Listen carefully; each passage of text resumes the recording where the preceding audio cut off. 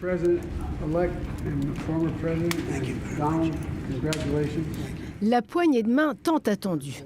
Joe Biden félicite devant les caméras du monde entier Donald Trump pour sa victoire. Le président tenait à une transition pacifique du pouvoir. Bon retour, dit-il. Welcome.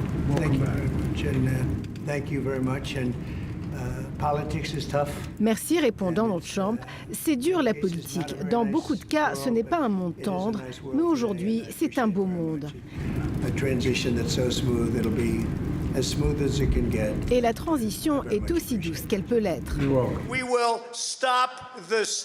Ce qui ne fut pas le cas en 2020. Après sa victoire, Joe Biden n'avait pas été invité à la Maison-Blanche, comme le veut la tradition. Donald Trump ne reconnaissait pas les résultats des élections et refusait le transfert de pouvoir. Sans rancune, Joe Biden a choisi de passer par-dessus cet affront et de plutôt montrer l'exemple. Pendant près de 2 heures, les deux hommes se sont entretenus sur divers sujets. La situation au Moyen-Orient, en Ukraine, en Chine.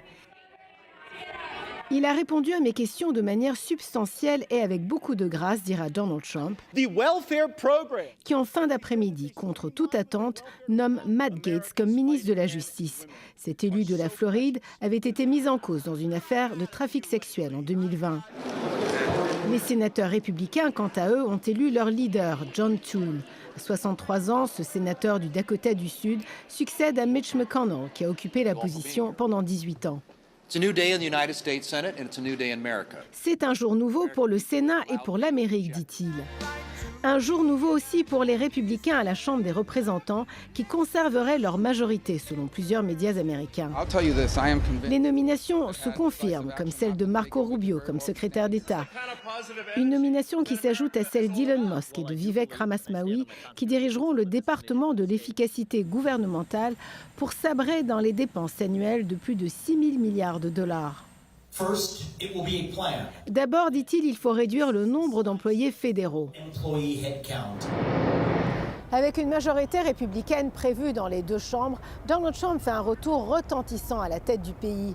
Le nouvel hôte de la Maison-Blanche aura presque la maîtrise de tous les leviers du pouvoir, avec en prime une Cour suprême à majorité conservatrice qui en plus lui accorderait une immunité partielle. Ici Azab Ouadlaï-Gurgis, Radio-Canada, Washington.